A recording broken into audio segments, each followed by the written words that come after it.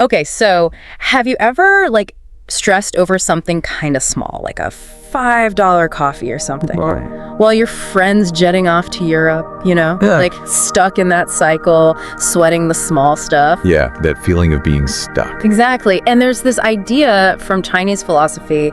It's called low-level suffering. Right. Not just about material stuff, but a whole mental state. Right. So we're diving into that today using this excerpt, TF42 Europa at PDF, as our guide. Sounds good.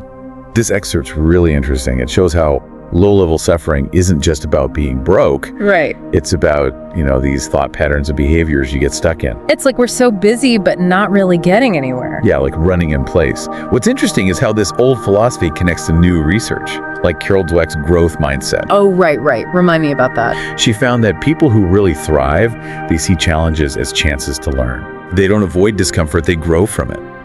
That's key to escaping this low-level suffering. So not just recognizing those negative thoughts, but actively changing them. Exactly. It's about realizing we can change our mindset no matter what's happening around us. It's like this image the source uses, the mouse on a wheel. Oh, right. Busy, but going nowhere. Yeah. We can be busy, but are we actually making progress?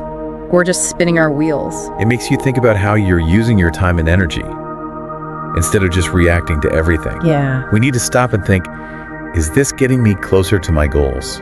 If not, maybe time for a change.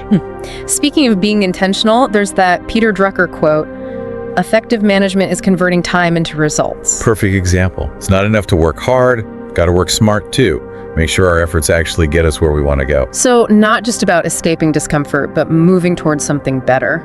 Absolutely. Yeah. The source also talks about deep thinking. It's crucial for breaking free. Less doing, more reflecting. Okay, I like the sound of that. But what does that look like? It's about taking time to really look inward. Okay. Instead of reacting to everything, tune into yourself. Ask those big questions. What do I value? What makes me happy? What impact do I want to make? Getting to know yourself and then acting based on that. Exactly. And when you do that, you start to notice those subtle signs of low-level suffering. Like an early warning system for negativity. Got it. Now, another thing the source digs into is how physical and mental pain are connected. Yeah, it's all connected. Like when you're stressed about work, you don't sleep well. Exactly. Then you're tired and can't focus. It's a vicious cycle. Right. And the source talks about physical pain and spiritual pain. Spiritual pain?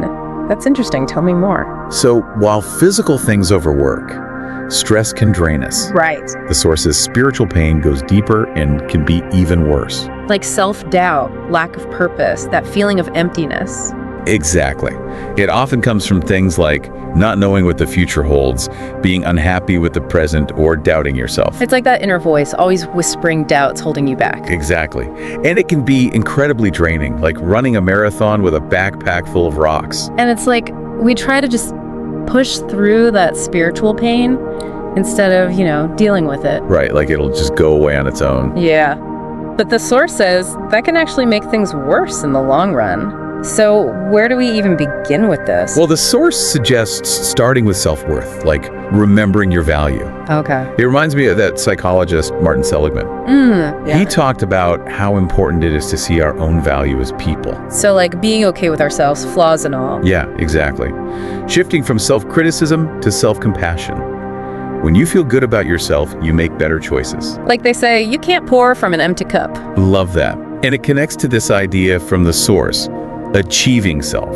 It means realizing that real success isn't just about what you achieve out there. Right. It's more about that inner feeling of satisfaction. So not about the fancy stuff, but about finding fulfillment in who you are, what you do. Exactly. It's like finding that point where your talents, your passions, and your values all come together. Yeah. When you hit that sweet spot, work doesn't feel like work anymore. Yeah. It's just an expression of who you are. And the source says that's where real happiness lives. Not in chasing external things, but that inner harmony and purpose. Totally. Doing what you love with passion. It's like that flow state we talked about before. Yeah, being in the zone. Exactly.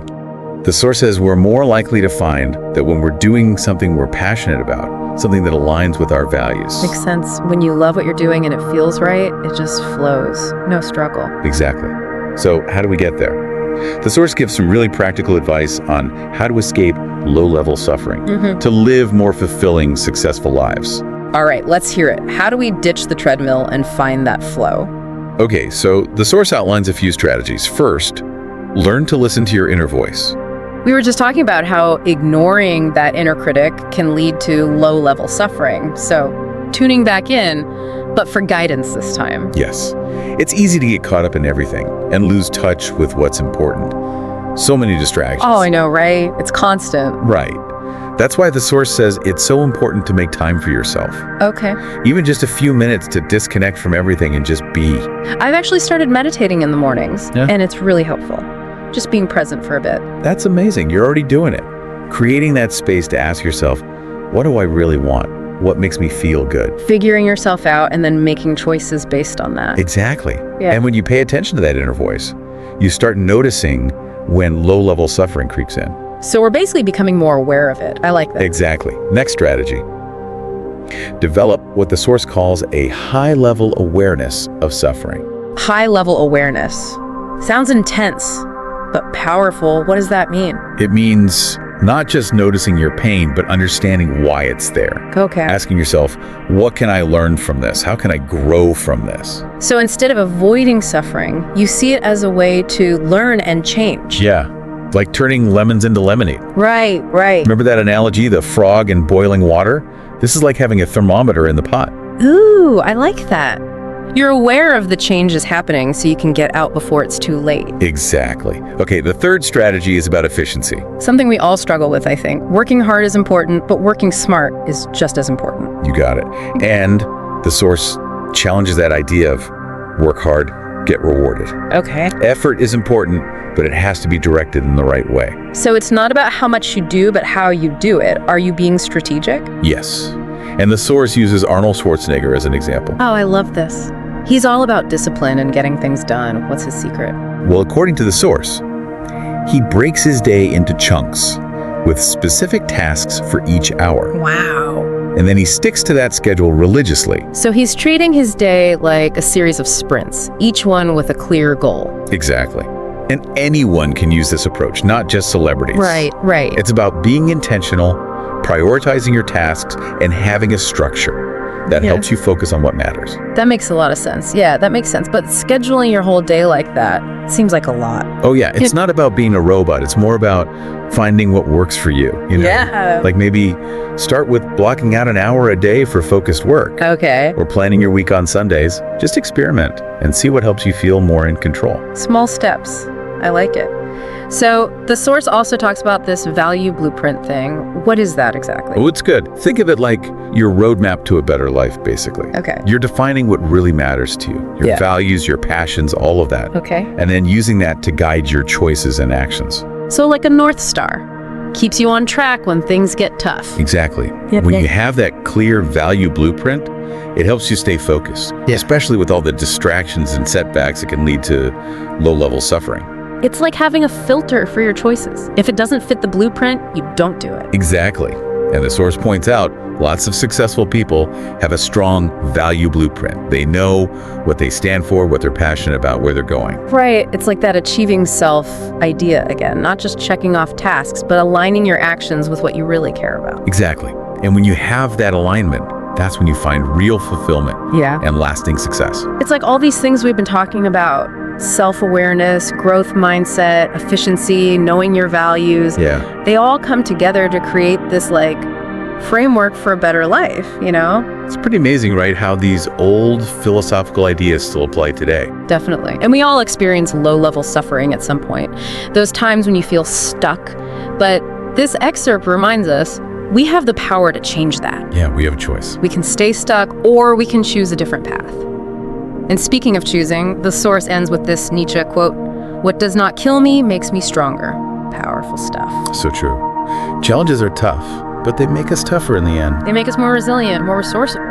So as we wrap up this deep dive on escaping low-level suffering, what's the one thing you hope listeners take away?